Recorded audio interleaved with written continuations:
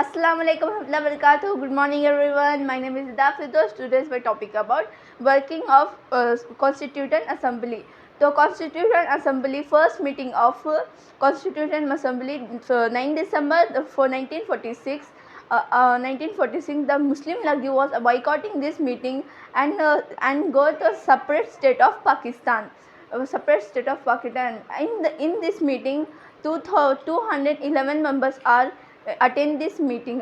Dr. Sachinananda Sinha was the oldest member of this assembly. He was the temporary president of this assembly.